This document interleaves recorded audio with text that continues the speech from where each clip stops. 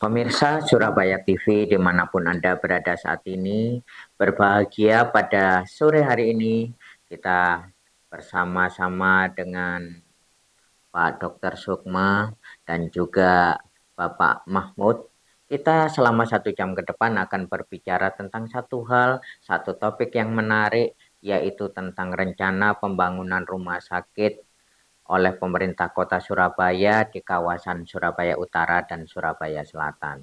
Sebelumnya marilah kita sapa Pak Mahmud, selamat sore, Selamat sehat-sehat sore, Pak. Pak Assalamualaikum. Dokter, sehat-sehat. Alhamdulillah. Alhamdulillah. Pemirsa, untuk menyingkat waktu, marilah kita langsung membahas satu topik yang sangat menarik ini. Pak Mahmud, ini kan ada rencana pembangunan rumah sakit oleh pemerintah kota Surabaya di kawasan utara dan kawasan selatan Surabaya. Sebetulnya urgensinya itu sampai sejauh mana, Pak? Sehingga perlu dibangun rumah sakit di utara dan di selatan kota Surabaya. Ya, jadi kalau menurut saya rencana pembangunan rumah sakit itu sangat baik sekali karena di Surabaya Utara itu ada rumah sakit swasta ya, yaitu ada yang di jalan di sana sudah ada. Cuma memang swasta kita ingin RSUD yang dari pemerintah sehingga bisa pakai BPJS, bisa warga itu dapat pelayanan yang lebih baik. Ya. Kalau di Al Irsyad sebelah sana itu ada ya utara, nah, tapi itu swasta, mesti beda dengan yang pemerintah. Harapan saya bisa dibangun secepatnya sehingga masyarakat itu bisa mendapatkan pelayanan kesehatan yang lebih baik. Dan rumah sakit ini orang ada perasaan takut kalau masuk ke swasta, ya, karena mahal. Ya, maka kalau ada RSUD di sana, orang itu akan senantiasa menjaga kesehatannya. Bisa konsultasi, bisa check up, bisa apa yang ringan-ringan di sana sebelum terjadi sakit beneran. Ya, jadi gak ada rasa takut lagi. Gak apa-apa, nanti saya yakin itu dibangun saja, gak lama akan penuh seperti di BDH. BDH itu di Surabaya Barat. Sekarang ini sudah penuh. Tiap hari itu penuh. Pengunjungnya penuh, pasiennya penuh, sampai lorong-lorongnya itu dikasih tempat tidur. Dan antri yang mau masuk ini kamarnya ini, antri dulu sampai pakai online. Padahal dulu pembangunannya awal-awal itu ya sama untuk membantu masyarakat Surabaya wilayah barat. Begitu sekarang ini sudah penuh. Padahal di sana ada rumah sakit Islam, ada rumah sakit Bunda, dan macam-macam yang swasta-swasta banyak. Tetapi yang punya pemerintah ini menjadi jujukan luar biasa. Dan pelayanannya juga meningkat, lebih bagus pelayanannya. Sehingga orang itu senang ke sana. Kalau nanti di wilayah utara ada, di wilayah selatan ada, timur ada, sehingga orang sakit itu akan cepat masuk rumah sakit, nggak sampai jauh-jauh lagi. Misalnya ya, kalau dulu misalnya nggak ada Surabaya BDH, dia rumahnya Surabaya Barat, daerah Benowo, larinya ke Suwandi, jauh. Nah, sekarang cukup BDH. Nah, kalau ada di selatan, orang daerah Menanggal, daerah selatan-selatan sana, oh sana sudah ada, tapi swasta. Ada Bayangkara, ya Bang, Ada RSI, ya, RS, ya dan lain-lain ada di sana. Tapi swasta, yang RSUD juga harus hadir yang langsung dikelola pemerintah kota. Itu bagian dari janji pemerintah kota akan memperhatikan dari sisi kesehatan. Kesehatan ini bukan cuma minta warga pemeriksaan gratis gini, bukan, tapi pembangunan rumah sakit juga. Kami di DPRD, andaikan wali kota ini minta persetujuan anggaran, kami akan siap menyetujui. Kebetulan saya badan anggaran. Jadi ya, jadi kita akan setujui kalau misalnya yang diminta itu untuk pembangunan di sana. Tuh. Yeah. Pak Dokter, tadi sudah disampaikan Pak Mahmud bahwa itu satu kebutuhan masyarakat. Kembali kepada urgensinya, apakah memang ada semacam rasio bahwa untuk jumlah masyarakat yang jumlahnya sekian atau penduduk yang jumlahnya sekian itu harus ada satu rumah sakit atau bagaimana menurut kajian dari Pak Dokter selaku akademisi? Baik, Mbak Nanang. Jadi urgensi berkaitan dengan rumah sakit ini memang menjadi suatu isu yang hangat ketika saat kita belajar banyak berkaitan dengan masalah isu COVID-19 kemarin.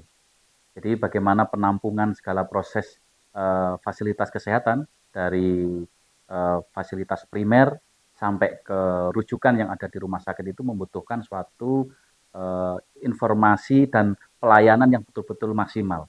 Nah, kalau memang ada isu yang hangat sekarang ini berkaitan dengan urgensi, bahwasanya tidak ada suatu ketentuan khusus pada saat pendirian rumah sakit saat ini. Karena rumah sakit saat ini proses yang dilakukan langsung oleh Dinas Kesehatan dan Kementerian Kesehatan untuk berupaya bagaimana peningkatan pelayanan pada masyarakat yang lebih dekat lagi. Jadi pemerintah ketika saat memberikan suatu program atau suatu pelaksanaan pembangunan ini harus kita tangkap secara linear untuk kebutuhan masyarakat yang di dalam Surabaya ya, sekitar 2 juta pemilih ya. Tetapi itu ada keluarga yang lain yang memberikan suatu pelayanan secara maksimal. Ketika sudah sekitar 50, kalau kita lihat di Surabaya ini ada sekitar 50-an ya, baik negeri maupun swasta yang ada di Surabaya ini dibandingkan dengan pelayanan ketika saat nanti ada urgensi penyakit-penyakit yang secara infeksius itu cepat untuk menularkan. Nah, bagaimana kesiapan? Jelas tidak siap ini.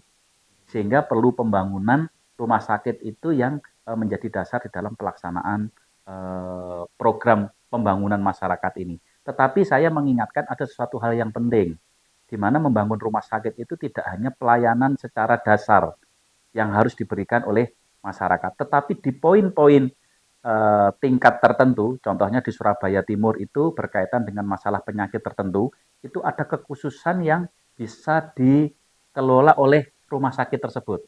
Contoh kalau di selatan atau mungkin di utara nanti, itu traffic light, traffic jam, ya itu dekat sekali, banyak permasalahan tentang kecelakaan. Di sana ada kekhususan dibangun rumah sakit untuk pelayanan yang betul-betul dibutuhkan. Nah, ini yang belum ada di Surabaya. Contohnya, kalau mungkin di Surabaya Timur, barangkali sudah ada pembangunan sekarang, penyakit apa yang banyak di sana? Penyakit degeneratif contohnya, hipertensi, ke diabetes dan lain-lain.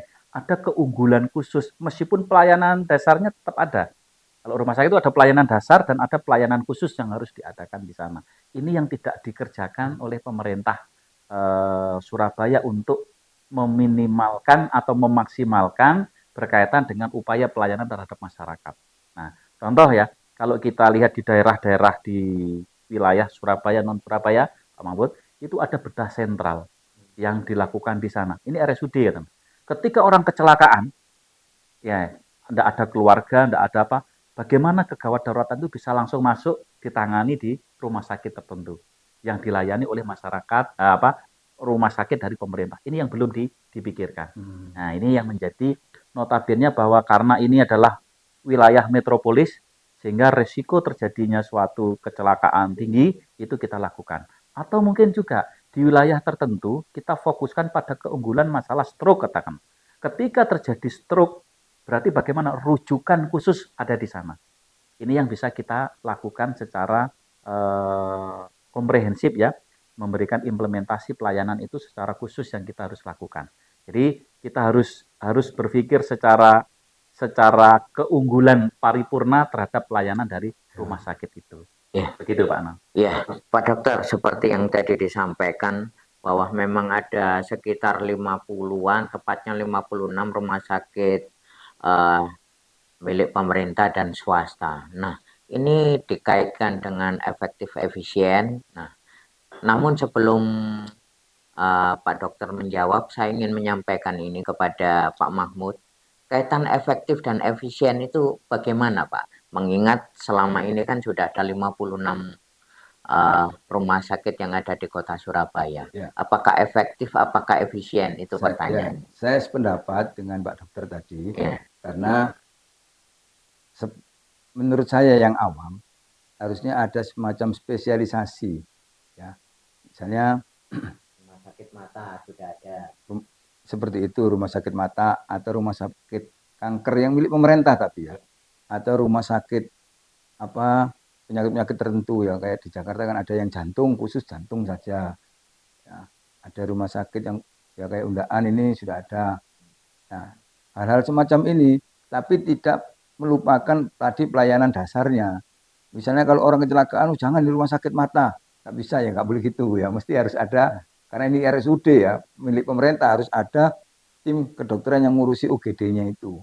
UGD kan sembarang dulu ditangani, semua masalah yang ya di situ. Nah, ini saya sependapat, nanti baik Pak Dokter maupun saya akan menyarankan kepada pemerintah kota, menyampaikan ini kepada wali kota, agar punya spesialisasi, jangan kalah sama pasar, ya. Kalau pasar ini kan ada pasar loak jual besi-besi, ya kan? Ada pasar induk, ada pasar jual beras, bendul merisi, ada pasar ngenteng oleh-oleh gitu. Terus dan lain-lain pasar punya spesifikasi, masa rumah sakit ini umum saja. Tapi selain umum ada yang khusus di situ lah. Saya lihat di BDH Surabaya Barat. Ini sekarang ini menjadi secara alami di sana menjadi rumah sakit lansia. Karena 80% yang datang itu setiap harinya itu lansia. Secara tidak diatur sama pemerintah, tapi sekarang ini sudah seperti lansia. Ya. Jadi pagi itu lansia semua, itu banyak di situ. Nah, sepertinya spesialis lansia di situ. Yang orang-orang memang sudah tua, saling ketemu, sama-sama tua ketemu-temu di situ. Nah, sementara yang Suwandi ini juga umum, macam-macam. Nah, ini spesialisasi istilah saya, mungkin keliru ya dari sisi ilmu kedokteran, segmentasi atau ya. Nah, ini memang perlu diciptakan begitu. Jadi punya unggulan rumah sakit, oh mata Undaan, di sini langsung gitu. Gitu. Ya. Ya, kembali kepada Pak Dokter. Pak Dokter, tadi kaitan dengan efektif efisien tadi loh. Kaitan memang sudah ada 56 rumah sakit, ini efektif efisiennya itu sejauh apa? Baik. Secara efektif sebetulnya 56 yang sudah ada di Surabaya ini tidak semuanya adalah rumah sakit umum. Jadi ada rumah sakit khusus. Jadi kalau tipe rumah sakit itu memang ada beberapa kriteria. Yang umum itu melayani dasar semuanya, bisa bedah, bisa obgyn, bisa interna, bisa anak. Jadi ya, itu memang dasar rumah sakit umum. Tapi ada yang khusus bedah, ada yang bedah tulang, ada yang ibu dan anak. Itu kan tercakup di dalam 56 tadi. Ya. Sehingga bagaimana? Ketika kita berbicara tentang urgensi rumah sakit umum, itu tidak banyak yang ada di tempat kami. Gitu ya, di Surabaya artinya. Nah, efisiennya bagaimana? Diperlukan, sangat diperlukan. Tetapi ada sesuatu yang harus kita unggulkan tadi, ini menjadi skala prioritas yang harus kita lakukan. Nah, ini yang harus ditangkap segala bentuk yang ada. Nah, yang kedua, efektifnya bagaimana?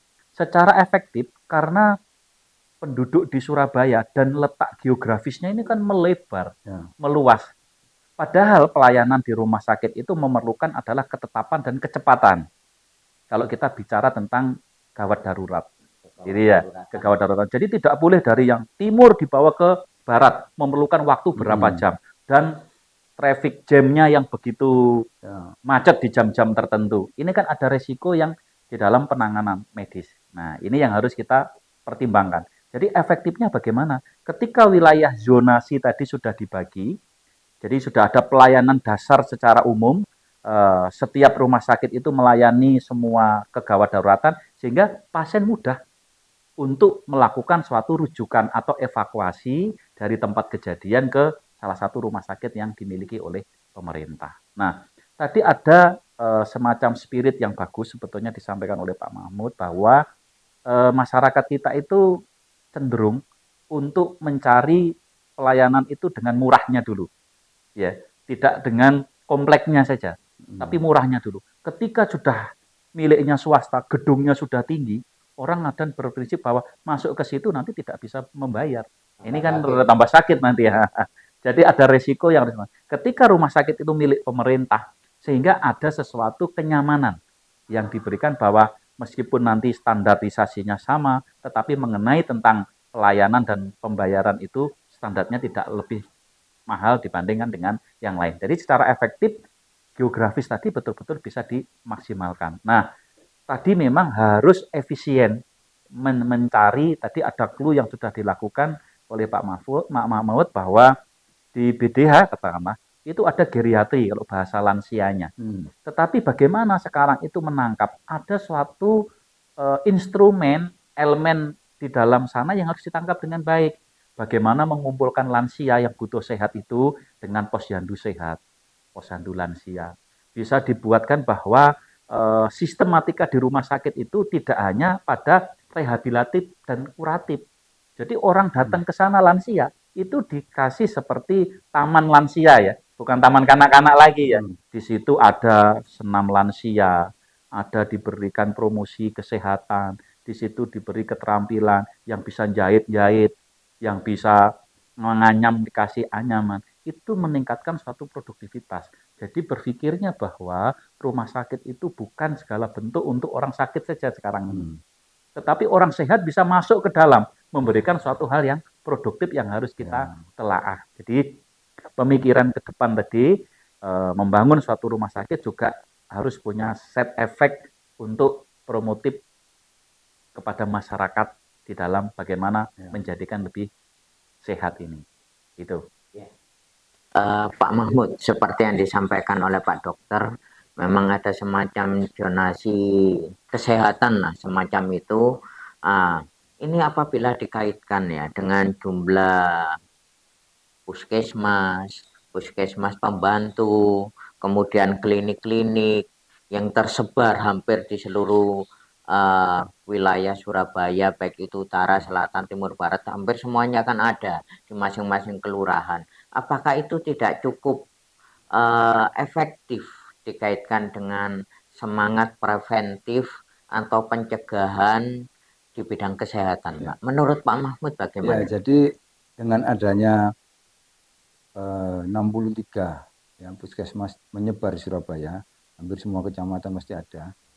Tapi puskesmas ini kan punya klasifikasi penyakit sendiri yang tidak bisa diatasi. Nyopot gigi aja kadang-kadang nggak bisa di puskesmas ini ya, maka dikasih rujukan, rujukan ke rumah sakit. Nah, ini juga bagus karena dia penanganan awal minimal ini misalnya orang yang sudah sakit ke puskesmas mau dirujuk ke sana. Kalau sakitnya dia sudah serius, mesti dikasih ambulan sama puskesmas, dikasih oksigen. Daripada dia berangkat sendiri dari rumah langsung ke rumah sakit, nggak pakai apa-apa. Sehingga dalam perjalanan ini kena antri, kena ini bisa menyelamatkan. Nah, itu fungsinya puskesmas antara lain seperti itu. Tapi kalau orang cuma seleo, pusing, terus sakit-sakit yang ringan-ringan ya puskesmas saja. Nggak mau memenuhi rumah sakit, jangan ke rumah sakit. Jadi untuk bisa diatasi di puskesmas, selesai di situ. Selesai di situ. Di situ. Ya, tetapi kalau menurut dokter puskesmas, oh ini di sini nggak bisa serius, ini perlu ke sana baru berangkat. Itu fungsi puskesmas. Nah, kami mendukung pembangunan ini kenapa? Karena begitu dibangun rumah sakit satu kawasan ini, mesti sekitarnya ikut bangkit ekonominya, lalu lintasnya ikut rame. Dan lagi rumah sakit ini butuh tenaga kerjanya juga. Ya meskipun banyak dokternya, banyak perawat yang memang sekolahnya khusus, tapi kan ada cleaningnya, ada pembersih tamannya, ada semua yang parkirnya, jukirnya, yang orang sekitar situ bisa masuk ke situ. Nah, saran saya nanti kepada pemerintah kota, tidak boleh ninggalkan itu. Ya, harus baik-baik sama lingkungan sekitar rumah sakit ini. Utamakan. Warga sekitar ini utamakan, jangan sampai dikasih limbahnya saja. Tapi nanti penanganan limbah kan mesti juga serius. Tapi masyarakat itu akan lebih baik lagi kalau merasakan hasil pembangunan. Ada manfaat pembangunan untuk lingkungan ini sehingga mereka bisa terentas dari masalah pekerjaan atau masalah ekonomi yang sehari-hari ya nggak kerja di situ nggak punya keahlian apa-apa. Terus jukir aja gimana, cleaning aja. Cleaning rumah sakit punya keahlian lagi ya, diikutkan, dites, diajari supaya bisa. Bukan berarti kalau nggak memenuhi syarat terus nggak boleh gitu, enggak. Ya disekolahkan yang cleaning service rumah sakit, mungkin beda dengan cleaning service mall. Ya. Ada limbah-limbah yang juga. Limbah darah dan lain-lain itu, maka anak ini diajari untuk bisa menjadi cleaning service rumah sakit, bukan ditolak. Sampai bisa sehingga rumah sakit ini membawa berkah juga untuk lingkungan. Saya lihat BDH itu gitu. Parkirnya ditangani Karang Taruna setempat. Nah, terus dan orang-orang sekitar juga masuk. Yang tidak perlu sekolah atau keahlian khusus. Tapi yang perawat ya memang sertifikat perawat, yang dokter yang punya dokter itu. Ada kapasitasnya sendiri Iya. ya. Nah, itu saran saya, kebangkitan ekonomi sekitar rumah sakit juga harus diperhatikan. Ya, kembali kepada Pak Dokter. Pak Dokter, ini ada kata rumah sakit ini nanti dibangun. Peran puskesmas ini bagaimana, Pak? Apakah perlu ditingkatkan kapasitasnya sehingga kapasitas puskesmas yang sebelumnya ini hanya bisa menangani penyakit seperti ini jadi meningkat sehingga tadi kekhawatiran rumah sakit juga penuh ini bisa diatasi. Pendapat Pak Dokter bagaimana? Baik, jadi sekarang ada paradigma bahwa puskesmas itu punya peningkatan tujuan dan fungsi ya. Kita sebut itu puskesmas plus gitu ya. Apa yang dilakukan? Sekarang itu puskesmas bisa melakukan perawatan yang one day care. Jadi perawatan urgensi terhadap kegawat dauratan itu bisa dilakukan di puskesmas. Jadi sekarang ada beberapa, mungkin di Surabaya ada puskesmas yang bukanya 24 jam. Tetap ada yang pagi sampai sore Ya, ada, gitu ya. Memang peran puskesmas itu sebetulnya adalah fasilitas kesehatan layanan primer. Berarti layanan primer itu layanan utama yang dilakukan. Layanan primer sebetulnya juga promotif, preventif, kuratif, rehabilitatif. Tetapi yang lebih dominan hanya dua saja, yaitu preventif dan promotif. Nah, peran dari puskesmas itu yang kita harus maksimalkan di situ. Gitu ya. Jadi bagaimana mengatur berkaitan dengan masalah posyandu. Posyandu yang ada di tempat kita ini kan sudah tergerus. Padahal posyandu itu adalah unit terkecil di masyarakat yang mempunyai suatu polarisasi bermanfaat secara maksimal. Karena dilakukan oleh untuk masyarakat sendiri. Ini kan peran promotifnya sangat luar biasa. Ketika kedatangan atau partisipasi masyarakat itu ke posyandu besar, kemungkinan bahwa preventif dan promotifnya bisa berjalan di situ. Tapi kan sekarang tergerus ini posyandu. Kita melihat posyandu kan jarang di perkotaan, katakanlah di perumahan, kesulitan di sana. Nah, peran dari puskesmas inilah yang dilakukan untuk puskesmas plus tadi. Jadi mengatur regulasi, mengatur sistematika di dalam bagaimana pencegahan. Imunisasi bisa dilakukan di puskesmas. Screening penyakit TBC ya, yang sekarang semakin naik bisa dilakukan di puskesmas. Sehingga bagaimana peran dari rumah sakit itu berkolaborasi karena ini kan sama-sama milik pemerintah ini. Berarti kan bisa berbagi tugas. Apa yang dilakukan di rumah sakit, rehabilitatif dan kuratifnya, ya. Jadi fokuskan di sana. Meskipun keduanya ini promotif dan preventif tetap dijalankan, tetapi ada tugas utama yang diperlakukan untuk membagi tugas supaya tidak overlap yang ada. Gitu ya. Dan Pak, kita bisa lihat paradigma orang ke puskesmas itu minimal sekali. Ya. Jadi minimal sekali itu bagi orang yang punya edukasi tinggi dan kesejahteraan yang cukup. Yang datang ke tempat sana karena ada peraturan Pak Mahmud bahwa yang masuk ke dalam puskesmas itu yang mendapatkan KIS, ya, Kartu Indonesia Sehat atau sekarang ya BPJS yang dibayari oleh pemerintah, dia harus datang ke puskesmas, tidak bisa ke klinik swasta. Padahal di tempat lain itu boleh masuk ke tempat swasta, tapi khusus di Surabaya itu tidak diperkenankan. Sehingga yang masuk penuh di sana itu adalah orang-orang yang mendapatkan tadi BPJS yang dibayari oleh pemerintah atau disebutnya namanya PIB itu. Gitu ya, khusus di sini. Sehingga bagaimana peran dari puskesmas itu mempunyai suatu daya yang harus kita tingkatkan. Ya, puskesmas boleh melakukan upaya untuk perawatan lebih lanjut. Spesialisasinya itu bisa dilakukan di puskesmas. Kan ada dokter objin yang ke puskesmas, ada dokter interna penyakit dalam yang ke puskesmas untuk praktek, ya kan.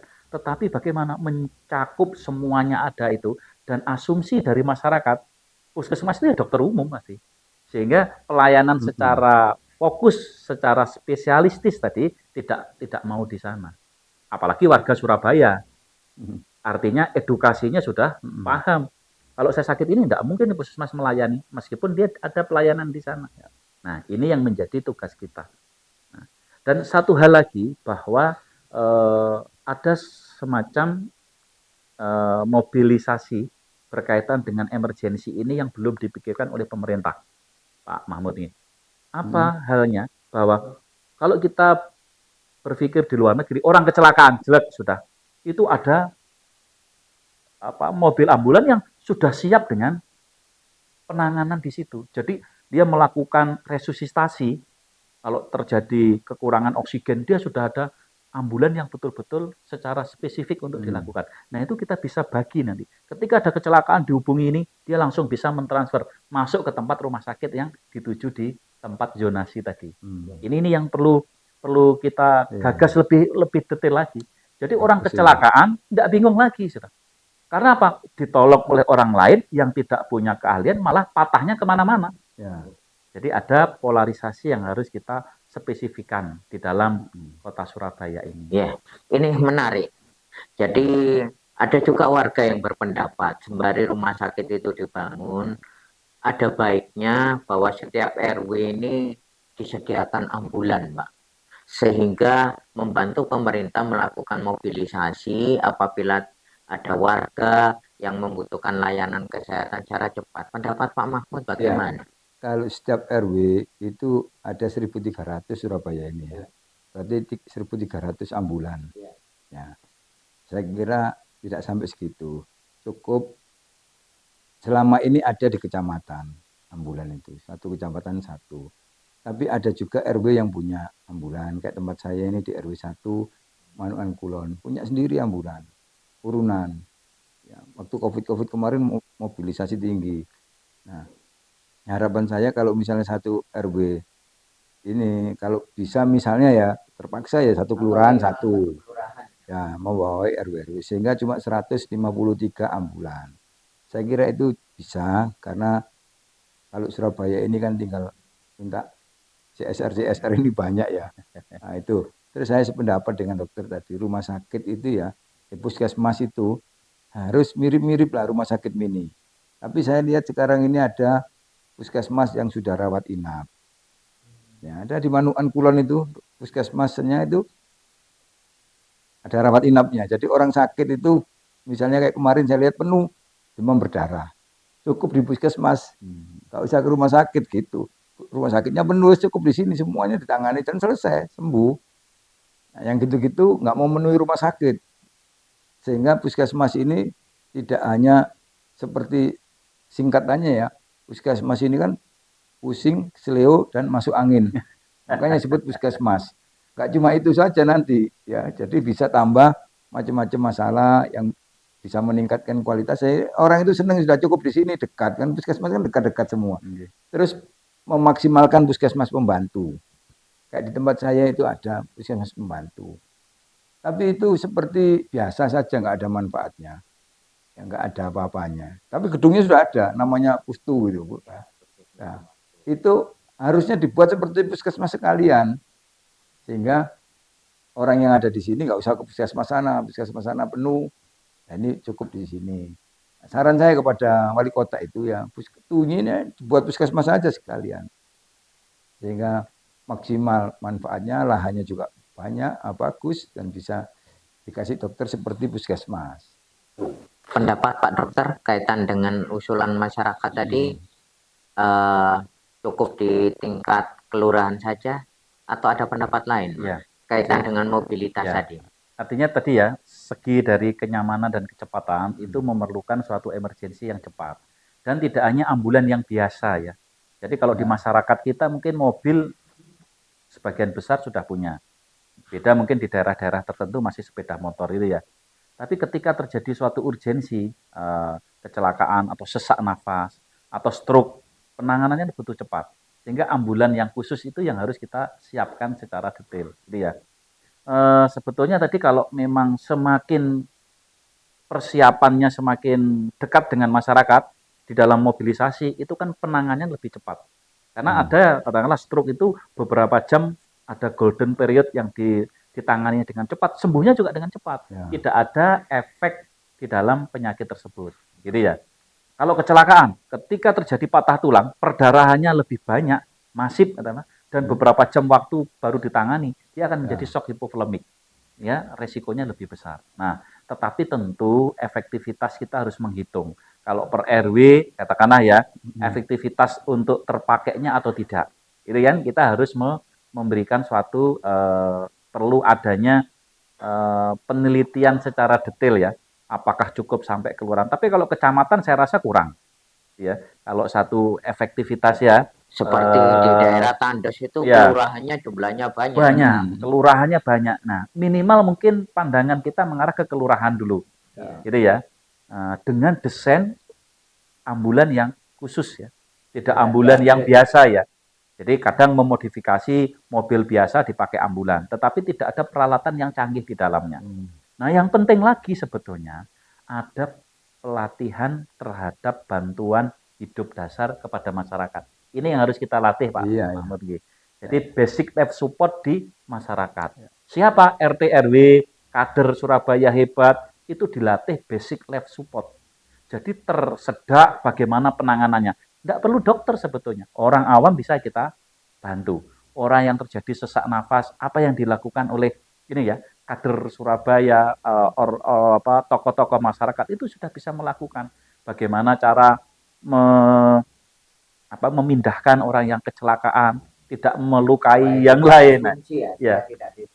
Itu kita ajarkan kepada anak-anak SMA. Bahkan SMP kita ajarkan. Ini kan lebih efektif ketika di sistematikanya itu dibuat semacam pelatihan yang mendasar sehingga tanggap untuk melakukan segala proses yang ada. Nah, ada lagi sebetulnya yang perlu kita lakukan itu adalah peningkatan pelayanan berkaitan dengan digitalisasi, Pak Mahmud. Jadi orang ketika saat melacak rumah sakit A itu kosong atau tidak, itu perlu, gitu kan ya. Sekarang ini tidak. Jadi datang ke sana UGD penuh. Pindah. Ini ada resiko. Keliling lagi. Nah, jadi era digital ini yang harus kita pikirkan bagaimana menyangkut keselamatan pasien. Gitu ya. Nah, padahal kita bisa hitung. Rumah sakit itu ada tipenya hanya ABCD. Gitu ya. Pak Nanang ya. D itu hanya 50 bed. C 100. B itu 200 bed. 250 tipe A. Gitu. Di atas 250 tipe A itu di situ. Kalau dulu tipe dari rumah sakit itu secara spesifik ada jumlah spesialisnya. Jumlah spesialisnya kalau ada 2 ya tipe D. Kalau 4 sudah bisa tipe C. Begitu. Tapi sekarang skala tipenya itu berkaitan dengan bed. Nah, kalau hanya tipe B yang ada di tempat sekitar kita, rumah sakit daerah kita kan tipe B itu. Berarti kan hanya 200. 200 bed. Bayangkan berapa zonasi yang dikelola dikerjakan di sana. Tidak bakalan untuk mencukupi. Makanya kemarin pada saat COVID itu sampai di lorong-lorong. Di lorong-lorong. Ini tidak COVID saja. Klasifikasi tipe-tipe tadi itu juga bisa, misalnya saya lihat BDH. Itu kan dikasih kelas B ya. 200 bed ya. 200. Padahal dia bangun itu bisa untuk sampai 300. Tapi karena klasifikasinya ini jadi banyak ruangan itu kosong. Tidak dikasih bednya itu. Jadi nanti kalau kelasnya naik baru dikasih. Padahal pasiennya antri-antri. Ruangannya ada yang kosong. Kan 3 lantai gitu. Jadi atasnya masih dikosongin. Itu saya sependapat sekali ya. Karena khususnya ambulan yang punya ciri khas khusus untuk masalah stroke, untuk masalah kecelakaan. Nanti itu seperti luar negeri jadinya. Di ambulan bisa transfusi. Ya, kalau orang yang parah langsung ditransfusi. Transfusi ini kan nggak semua orang bisa. Ya, maka tadi perlu pelatihan. Yang bawa ambulan ini juga orang medis harusnya langsung. Transfusi itu kan masuk gini nggak semua bisa dan nggak semua berani melakukan. Di ambulannya juga harus ada darahnya.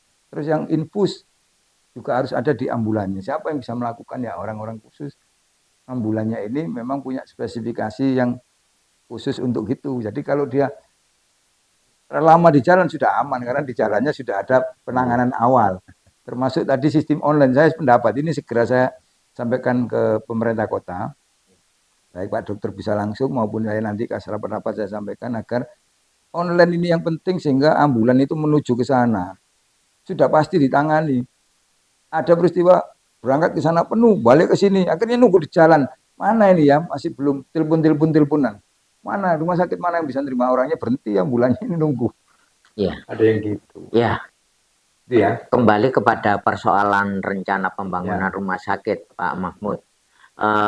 Karena ini sudah dicantumkan dalam RPJM ya. Ya. Jadi tentu saja ini kan mau tidak mau anggaran ini kan harus disediakan, Pak. Ya. Nah, ini kaitan dengan hal tersebut, Pak.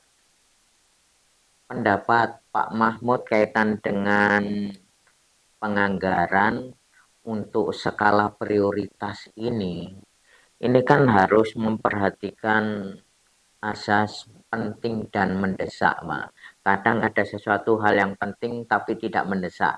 Nah, sampai sejauh ini menurut pandangan Pak Mahmud, bahwa rencana pembangunan ini termasuk kategori apa, Pak? Kalau menurut saya ini kategori yang penting ya. Dan lagi anggaran pemerintah kota Surabaya ini 10 triliun. Cukup ya, Pak? Cukup. Ya, kalau diambil misalnya 300 miliar gitu masih cukup. Misalnya loh ini ya. Kalau saya khususnya kemarin sudah sarankan kepada wali kota agar pembangunannya itu dilakukan di atas tanah Pemkot, di atas tanah pemerintah. Jadi tidak membebaskan lagi ya? Ya, ini aja sudah penghematan berapa ratus miliar ini. Kalau dia membebaskan butuh waktu, butuh nego, bisa 2 tahun, 3 tahun masih masalah lahan. Sekarang ini kan rumit, ruwet.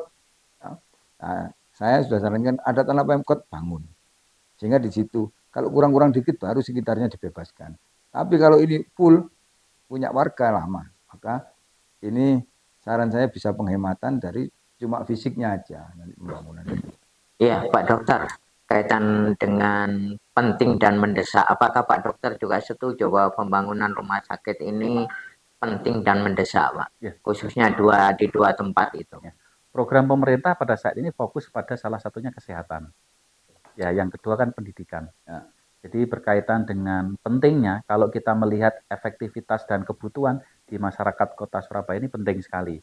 Tetapi kami juga mengingatkan mungkin ke pemerintah atau mungkin ke wakil rakyat bahwasanya ketika membangun rumah sakit itu tidak seolah-olah itu menjadi rumah sakit yang menakutkan. Jadi rumah sakit sekarang itu kalau kita lihat di luar negeri itu seperti kayak hotel begitu ya. Jadi nyaman betul. Nggak bawa obat. Nggak berbau obat, tidak berbau tidak serem ya, tidak serem begitu ya. Ada dulu guyonan, ada suster ngesot dan sebagainya. Ya. Jadi seperti hotel berciri khas mungkin Surabaya itu lebih bagus sekali. Jadi ciri khasnya itu apa yang dibuat untuk kearifan lokal ya, itu menarik. Nah, jadi sekarang itu kan tidak ada aturan bahwa rumah sakit itu harus bangunannya begini-begini. Seperti ini. Yang penting dulu kan sarana prasarananya. Salnya itu kan orang menakutkan. Nah, sekarang dibuat nyaman sehingga pasien itu kan kalau kita pelayanan sekarang ini kepada BPJS itu kan tidak ada kelas lagi. Kita menggunakan kris kan ya. Jadi tidak ada kelas 3, kelas 2, kelas 1 kan tidak ada. Jadi semua nanti diseragamkan bentuk rumah sakit ini yang menyenangkan. Ada semacam mini mall-nya begitu. Ya. Ada semacam kulinernya. Jadi tadi disinggung juga kuliner dari sekitarnya itu yang masuk di situ. Jangan yang bermerek dari orang luar yang masuk di tempat kita. Menarik. Kan, ya? Jadi masyarakat juga memberikan ya. Dampak positif ya, mereka. Jadi ada subsidi silang yang dilakukan kepada kesejahteraan masyarakat tadi. Jadi dengan pelatihan sudah secara sertifikasinya sudah jelas, masakannya harus begini, gitu kan? Itu dibukakan di stand itu lebih efektif. Artinya kita tidak ngomong juga, kita sudah tidak ngomong lagi masalah kemiskinan. Ya, pada klaster-klaster tertentu itu kita didik, kita masukkan di situ. Inilah yang menjadi pola pada pemerintahan kepada masyarakat yang betul-betul bisa efektif, gitu ya. Jadi ini yang harus dipikirkan. Mumpung belum ada bangunannya, tapi ada semacam segala bentuk yang ada yang menyenangkan. Ya. Satu lagi Pak Nana yang perlu kita garis bawahi bahwa rumah sakit umum daerah itu juga harus mempunyai daya tarik untuk rumah sakit pendidikan. Di Surabaya ini sudah banyak fakultas kedokteran yang mendirikan rumah sakit. Berdiri, tapi rumah sakitnya belum banyak yang punya. Jadi yang terpakai saat ini kan BDH dan Suwandi, katakanlah, dengan fakultas yang lain ini juga banyak. Nah, tidak hanya fakultas kedokteran, ada akademi perawat, akademi gizi, ada kebidanan, ada kesehatan yang bisa untuk melakukan segala bentuk untuk pendidikan di situ. Ini yang harus kita tegaskan. Jadi tidak hanya melayani orang sakit, tetapi ada transfer knowledge yang dilakukan oleh dokter kepada calon dokter, dari perawat ke calon perawat, sehingga bagaimana kita sudah tersiapkan SDM-SDM yang betul-betul bisa mampu kita latih di sini. Sehingga bagaimana yang bekerja di tempat-tempat kita nanti adalah orang-orang kita sendiri. Ya. Nah, ini yang harus kita pikirkan. Tidak ekspor dari mengimpor dari luar ya, masuk di tempat kita. Itu yang harus kita pikirkan. Karena apa? Akper, Akbid, SKM, dokter banyak di Surabaya. Kita mengalahkan sekarang di Yogyakarta yang katanya di sana adalah daerah pendidikan kan. Sekarang ini universitas kita banyak, tetapi kolaborasi dengan pemerintah itu perlu kita lakukan. Nah, salah satu yang penting yang menjadi target pada saat kita berkolaborasi permasalahan stunting, kemarin Surabaya berkolaborasi dengan instansi dari akademisi. Nah, apa perannya? Punya teori, punya mahasiswa, dilakukan untuk pemberdayaan masyarakat dan punya efektivitas. Stuntingnya malah sekarang jadi berkurang. Karena apa? Bekerja sama dengan institusi. Ini yang penting yang harus kita kelola ya, bahwa tidak hanya rumah sakit saja, tetapi rumah sakit yang menyenangkan, ramah lingkungan, kearifan lokal, dan rumah sakit pendidikan. Jadi langsung kita desain mengarah ke hal seperti itu. Jadi ada ruangan khusus untuk pelatihan, ada ruangan khusus untuk pengajaran, sehingga bagaimana orang datang ke situ punya nilai yang berbeda. Nah, itu yang menjadi menarik. Menurut filosofi kesehatan yaitu memasyarakatkan kesehatan dan menyehatkan masyarakat kan begitu Pak Mahmud juga Pak Dokter. Sebetulnya pencapaian apa yang ingin diwujudkan setelah ada RSUD yang baru itu Pak? Ya, kalau menurut saya targetnya adalah penanganan yang cepat orang sakit. Itu target ya kalau ada yang sakit. Tapi target lebih jauhnya menurut saya kalau bisa ya yang sakit itu jarang. Ya. Jadi Rumah fungsi sakit ini pencegahan mengadakan berjalan edukasi juga, di masyarakat tentang kesehatan, pencegahan kesehatan, pencegahan penyakit agar terus sehat.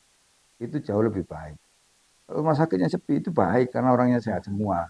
Ya sama dengan kalau penjara penuh berarti penjaranya kosong berarti fungsi Bimas itu kan jalan Iya. ya. Nah, sekarang ini kan masih meluber-meluber terus rumah sakit. Karena orang yang di dalam gedung rumah sakit ini sibuk dengan pasiennya terlalu banyak. Sehingga edukasi ke pagar, di luar pagar rumah sakit ini belum ada. Atau ke masyarakat ini belum. Itu juga perlu dilakukan targetnya bahwa kita boleh bangun ini bukan supaya PAD-nya tinggi, bukan. Orientasinya bukan itu. Orientasinya membantu masyarakat agar kalau sakit cepat terlayani dan tertangani, dan pencegahannya juga penting sekali. Dokter-dokter ini kan bisa melakukan pencegahan. Iya, Pak Dokter ada pendapat lain Pak terkait dengan pencapaian yang seharusnya dicapai oleh pemerintah kota setelah ada RSUD baru yang rencana dibangun di utara dan selatan Surabaya. Ya, jadi proses fasilitas kesehatan itu kan sebetulnya untuk peningkatan derajat kesehatan. Peningkatan derajat kesehatan ini tentu menjadi efektif dan efisien bila mana implementasi terhadap masyarakat itu betul-betul bisa bersinergi. Namanya bahwa pelayanan kesehatan berarti ada dua arah yang harus dilakukan antara pasien dengan rumah sakit tersebut bisa berjalin dengan baik. Nah, hal yang perlu kita lakukan sebetulnya adalah bagaimana membuat sistem yang sekarang ini menjadi lebih efektif tadi. Sudah saya singgung sebetulnya berkaitan dengan era digitalisasi ini yang harus kita lakukan sebagai peningkatan derajat kesehatan tadi supaya betul-betul menyeluruh secara maksimal. Itu saja yang kita harus gagas ya. Jadi efektif pelayanannya tentu masyarakat di sekitarnya juga ada, tapi polarisasi karena perubahan lingkungan, perilaku yang ada di tempat kita ini yang harus kita lakukan. Nah, ketika sudah ada, nanti kan harapan ke depan, pemerintah ini kan namanya UHC ya, katakanlah tidak perlu punya kartu apa-apa, yang penting KTP-nya apa, dilayani di puskesmas dan di rumah sakit. Tidak perlu memakai apa saja. Karena apa? Sudah punya kalau di tempat luar negeri itu sudah punya asuransi yang menanggungnya. Ini yang penting nanti. Jadi bisa pakai KTP sudah untuk Cukup bisa KTP nah, saja semua KTP sudah selesai. bisa selesai, gitu ya. Jadi tidak bingung lagi kecelakaan dimanapun dia langsung tertangani, tidak perlu biaya-biaya yang ada lagi. Nah ini konsep nanti ke depan pemerintah mempunyai tadi memasyarakatkan kesehatan untuk pelayanan yang menjadi lebih paripurna. Ya. Pemirsa Surabaya TV, terima kasih atas kesetiaan Anda bersama dengan kami. Dialog ini sangat menarik, tetapi pada akhirnya waktu jua yang harus memisahkan kita. Kembali kami sampaikan terima kasih atas kesetiaan Anda. Karena itu kami juga akan undur diri dan kami sampaikan kepada seluruh pemirsa Surabaya TV agar selalu sehat dan bahagia sehingga kita bisa ketemu dalam acara-acara yang tidak kalah menarik di lain waktu. Kami sampaikan terima kasih kepada Pak Mahmud, juga kepada Pak Dr. Sukma Sadewa. Semoga kita selalu berbahagia. Terima kasih. Salam Surabaya TV.